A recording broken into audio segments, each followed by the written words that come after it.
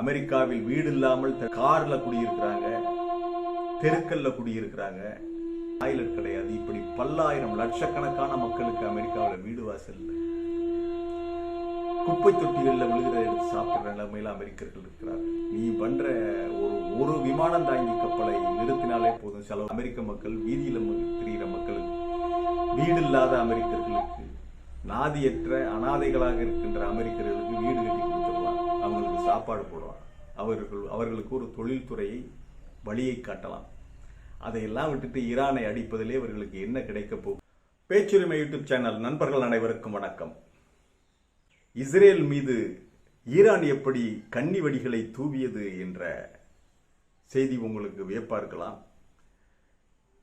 அவங்க எங்கேயோ இருக்கிறாங்க, ஈராக்கை கடந்து ஜார்டானை கடந்து இருக்கிற ஈரான் எப்படி டெல் அவீவ் நகரத்தின் மீது இவ்வளவு கன்னி வெடிகளை தூவி இருக்க முடியும்? அதற்கான உளவு அமைப்பு அங்கே இருக்குதா? ஈரானியர்கள் இங்கே ஊடுருவி இருக்கிறார்களா என்ற கேள்விகளுக்கெல்லாம் விடை பார்க்கலாம். இது எப்படி இந்த கன்னி வெடிகள் இங்கே வந்தன என்பதையும் நாம் பார்க்கலாம். இந்த கன்னி வெடிகளினால் டெல் அவீவ் மக்கள் அடைகின்ற துயரம் கொஞ்ச நஞ்சம் அல்ல. டெல் அவீவ்ல கிட்டத்தட்ட 1/3 பகுதி தரைமட்டமாக்கப்பட்டு விட்டது. ரெபல்ஸ் அதை அள்ள முடியல, தெருக்களை சுத்தம் பண்ண முடியல, இடிபாடுகளை அள்ளி கொண்டு போய் வேற இடத்துல போட்டு நகரத்தை மறுபடி கட்டமைப்பதற்குள் இன்னொரு ஏவுகணை வந்து விழுந்திருக்கிறது ஒரு விஷயம். ஆனால் தொடவே முடியல, ரெபல்ஸ் தொட முடியல, தெருவில் நடக்க முடியல, குழந்தைகள் வெளியே வர முடியல.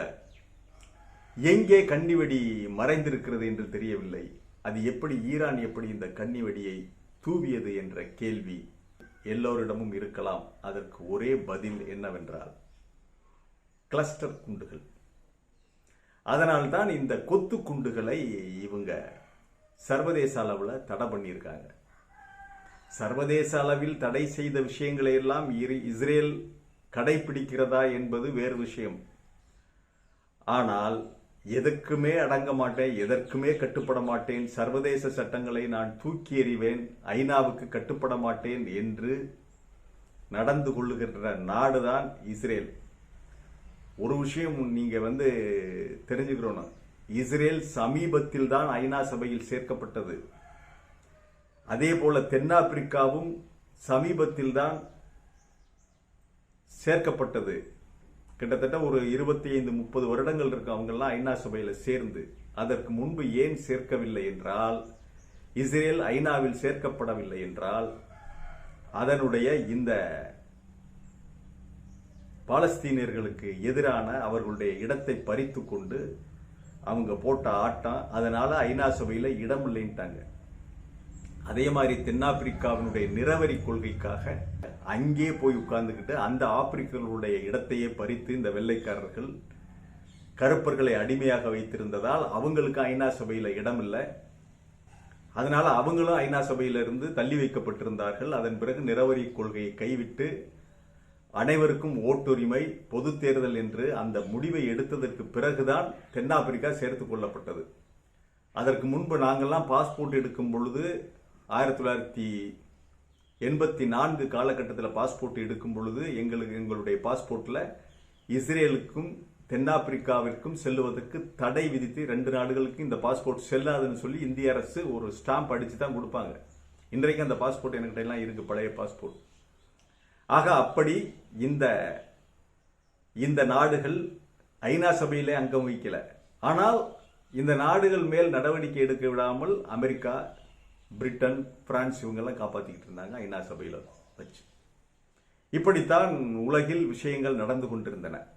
ஆகவே இஸ்ரேல் எதற்குமே கட்டுப்படுறதில்லை, யாருடைய பேச்சுக்கும் கட்டுப்படாமல் அது ஒரு ரவுடித்தனம் செய்து கொண்டே இருந்தது. அதன் பிறகு ஐநா சபையில சேர்ந்த உடனே சர்வதேச சட்டங்களுக்கு கட்டுப்பட வேண்டும். அதில் ஒன்றுதான் கொத்து குண்டுகளை தடை செய்தது. இன்றைக்கு ஈரானுக்கு வேறு வழி இல்லை.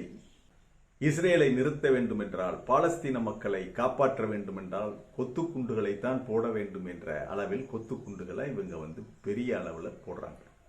கொத்துக்குண்டு என்பது ஒரு மிசைல், பாலிஸ்டிக் மிசைல். இவங்க நூற்றுக்கணக்கான கொத்துக்குண்டுகளை வைத்து அனுப்புவார்கள். அது போன உடனே இந்த கொத்துக்குண்டுகள் என்பது மிசைல் வெடிக்கும். அந்த குறிப்பிட்ட இலக்கை அடைந்தவுடன் மிசைல் வெடித்து ஒரு மிகப்பெரிய அழிவை உண்டாக்கும். அதே சமயம் இன்னொரு அறையில் வைக்கப்பட்டிருக்கின்ற அந்த பாலிஸ்டிக் மிசைல்ல 2-3 சேம்பர்ஸ் இருக்கு. இன்னொரு சேம்பர்ஸில் வைக்கப்பட்டிருக்கின்ற கொத்துக்குண்டுகள் அதுவும் வெடி உடைந்து சிதறி கிட்டத்தட்ட ஒரு கிலோமீட்டர் சுற்றளவுக்கு நூற்றுக்கணக்கான கொத்துக்குண்டுகள் விழுகும்.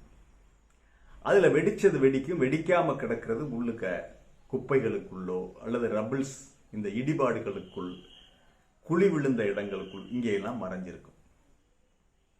லேண்ட்மைன் கன்னி வெடிகளை கூட கன்னி வெடியில் மேல காலை வச்சிட்டோம்னா ரொம்ப பாதுகாப்பாக இந்த காலை அப்படியே அதில் இன்னொரு கையை வச்சு அழுத்திக்கிட்டு காலை எடுத்து மறுபடியும் உள்ளுக்க இருக்கிற நட்டையெல்லாம் எடுத்துட்டாங்கன்னா கன்னிவெடி செயலிழந்துடும். ஆனால் இது செயலிழக்க வைக்கவே முடியாது.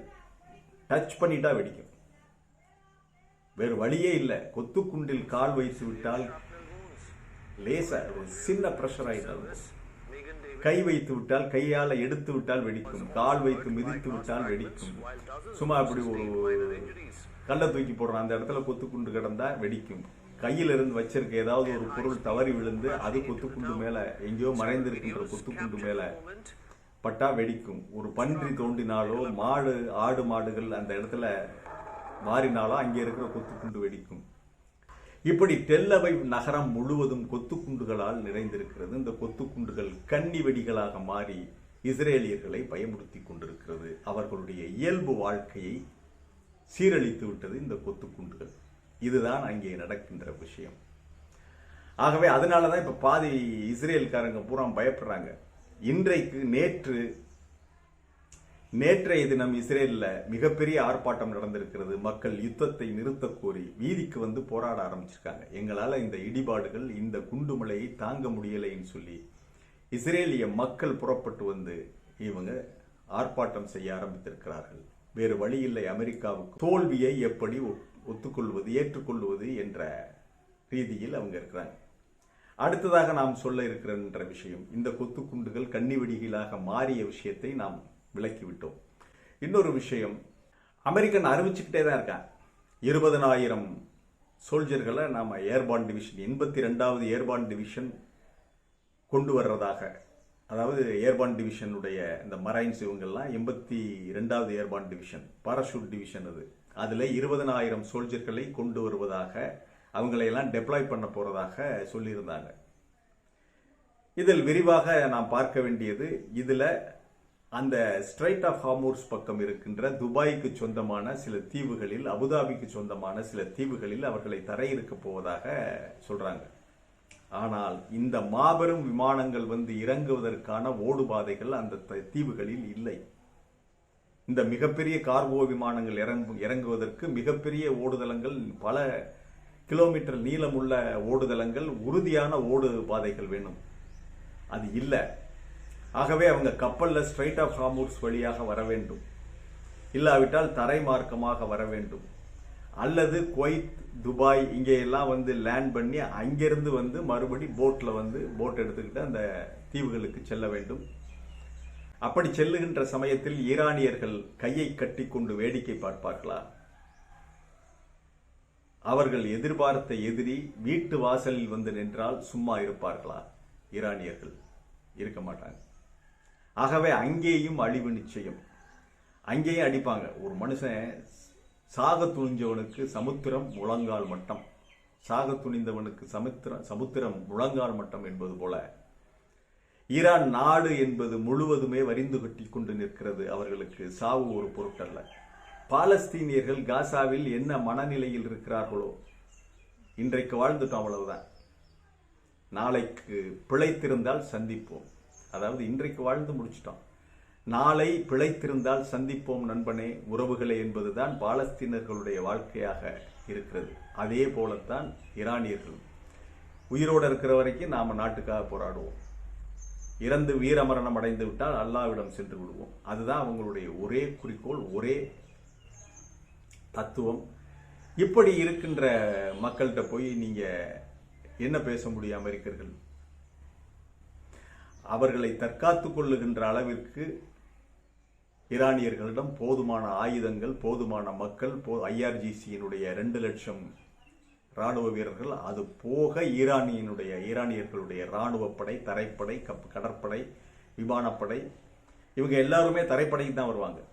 இப்படி ஒரு சூழ்நிலையில் இந்த துபாயினுடைய, அபுதாபியினுடைய தீவுகளில் போய் தரையிறக்குவதற்கான முயற்சிகளை அமெரிக்கா செய்கிறதா, அல்லது இந்த 82வது ஏர்பான் டிவிஷன் புறப்பட்டு வருது, 20,000 துருப்புகள் வந்து கொண்டிருக்கிறார்கள் என்பதெல்லாம் டுபாக்கூர் அறிவிப்புகள் தானா? பயமுறுத்துவதற்காக, ஈரானை பயமுறுத்துவதற்காக தொடர்ந்து இவர்கள் டெய்லி அறிவிப்புகளை வெளியிட்டுக் கொண்டிருக்கிறார்கள். அடுத்ததாக நாம் பேச இருப்பது F-35. இந்த F-35 விமானத்தை உருவாக்குவதற்கு 150 லட்சம் கோடி ரூபாய் செலவு பண்ணியிருக்காங்க. இந்த கட்டமைப்பை, இந்த பிளைட்டை உருவாக்குறதுக்கு 150 லட்சம் கோடி ரூபாய் செலவு செய்து அங்கிருந்து பெறப்படுகின்ற ஒரு விமானத்தினுடைய விலை 4000 கோடி ரூபாய். இந்த F-35 அடிச்சு வீழ்த்தினாங்கல்ல, ஒரு விமானத்தினுடைய விலை 4000 கோடி ரூபாய். சுக்குநூறாக போய்விட்டது. அமெரிக்கா சொல்லுது, நாங்க எங்க பைலட் வந்து ரொம்ப திறமையா கொண்டாந்து இறக்கி எல்லாம் வச்சது தப்பிச்சிட்டாரு அப்படின்னு. அது சேதம் தானே, அப்படியே அவர்கள் இதுல நம்ம எடுத்துக்கிட்டாலும். ஆக F-35 விமானம் தாக்கப்பட்டது, தகர்க்கப்பட்டது ஈரானுக்கு கிடைத்த மிகப்பெரிய வெற்றி. ஒரு விமானத்தினுடைய விலை 4000 கோடி ரூபாய். அந்த விமானத்தை தகர்த்திருப்பது சும்மா தோல்ல வச்சு ஏவக்கூடிய இந்த ஸ்டிங்கர்ஸ் மிசைல்ஸ் டைப்ல உள்ள அந்த மிசைல் தான் அடிச்சிருக்கு. அதனுடைய விலை சில லட்சம் டாலர்கள், அவ்வளவுதான். சில லட்சம்னு கூட சொல்ல முடியாது. அந்த மிசைலுக்கு இவங்க இது சீனாவில இருந்து தான் எடுத்ததாகவும், அல்லது சீனா, வடகொரியா இவர்கள் கொடுத்த தொழில்நுட்பத்தில், இவர்களோடு கூட்டு சேர்ந்து உருவாக்கிய தொழில்நுட்பத்தில் தான் இந்த மிசைலை உருவாக்கியிருக்காங்க. இவங்க மிக குறைந்த செலவில் 1 லட்சம் இந்திய ரூபாய் மதிப்பிற்கு ஒரு 3, 4, 5, 10 லட்சம் ரூபாய்க்குள்ள வரும்.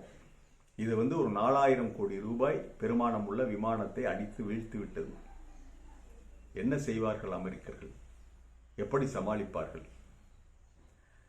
அவனுக்கு வந்து அவனும் ஒரு 300 கோடி ரூபாய் செலவு செய்து இந்த 4000 கோடி ரூபாய் விமானத்தை அடிச்சு வீழ்த்திட்டான்னா சரி, மனசு ஆறுதல் படும். அவனுக்கும் செலவு வச்சிருச்சு இந்த பிளைட் அப்படின்னு. ஆனால் 4000 கோடி ரூபாய் அமெரிக்காவிற்கு இழப்பு, அவனுக்கு வெறும் 3 லட்சம் ரூபாய் இழப்புனா இதை எப்படி தாங்கிக் கொள்வார்கள் அமெரிக்கர்கள்? இன்னும் எத்தனை விமானங்களை பலி கொடுக்க முடியும்? லிமிட்டடா தான் அவங்க பண்ணி வச்சிருக்காங்க. மொத்தமாக உலகில் இருக்கின்ற இந்த விமானங்களுடைய எண்ணிக்கையே ஒரு 200க்குள்ள தான் இருக்கும். 200-300 விமானங்கள் தான் செஞ்சு வச்சிருக்காங்க. இதுல இப்ப கிட்டத்தட்ட ஏறத்தாழ 5 விமானங்களை இழந்து விட்டது அமெரிக்கா.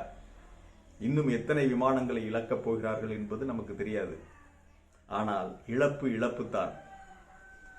பல லட்சம் கோடிகளை இழந்து அமெரிக்கா தரித்திர நிலைக்கு வரப்போவது நிச்சயம். ஈரானை தொடர்ந்து ஈரானோடு போரிட்டுக் கொண்டிருந்தால், ஒரு விமானம் தாங்கி கப்பலை கட்டுவதை விட அமெரிக்காவில் வீடு இல்லாமல் தடுமாறுகின்ற, அமெரிக்காவில் கார்ல குடியிருக்கிறாங்க, தெருக்கல்ல குடியிருக்கிறாங்க, சும்மா ஒரு ரப்பர் கூடாரம் மாதிரி ஒன்னத்தை, ஒரு பாலித்தீன் கூடாரம் மாதிரி ஒன்னத்தை வச்சுக்கிட்டு அதை தெருக்கல்ல குடியிருக்கிறாங்க, வீதிகளில் குடியிருக்கிறாங்க, டாய்லெட் கிடையாது. இப்படி பல்லாயிரம் லட்சக்கணக்கான மக்களுக்கு அமெரிக்காவில் வீடு வாசல் இல்லை. குப்பை தொட்டிகளில் விழுகிறத எடுத்து சாப்பிட்ற நிலைமையில அமெரிக்கர்கள் இருக்கிறார்கள். அந்த அமெரிக்காவுடைய மறுபக்கம் அப்படி இருக்கு. நீ பண்ற ஒரு விமானம் தாங்கி கப்பலை நிறுத்தினாலே போதும் செலவு பண்றது. ஒரு விமானம் தாங்கி கப்பலுக்கு ஒரு நாளைக்கு ஆகும் செலவு பல கோடி ரூபாய்கள். அதை நிறுத்தினாலே அந்த அமெரிக்க மக்கள், வீதியில திரிகிற மக்களுக்கு, வீடு இல்லாத அமெரிக்கர்களுக்கு, நாதியற்ற அனாதைகளாக இருக்கின்ற அமெரிக்கர்களுக்கு வீடு கட்டி கொடுத்துடலாம். அவங்களுக்கு சாப்பாடு போடலாம். அவர்களுக்கு ஒரு தொழில்துறையை வழியை காட்டலாம். அதையெல்லாம் விட்டுட்டு ஈரானை அடிப்பதிலே அவர்களுக்கு என்ன கிடைக்கப் போகிறது என்று நமக்கு தெரியவில்லை. பார்க்கலாம். அடுத்த செய்தியோடு அடுத்த காணொளியில் சந்திக்கிறேன். இது வாய்ஸ் ஆஃப் தமிழ் வழங்கும் பேச்சுரிமை சேனலை சப்ஸ்கிரைப் பண்ணுங்க. மறக்காம பெல் பட்டனை அழுத்துங்கள். கமெண்ட் செய்யுங்கள், ஷேர் செய்யுங்கள், பிடித்திருந்தால் லைக் செய்யுங்கள். நன்றி, வணக்கம்.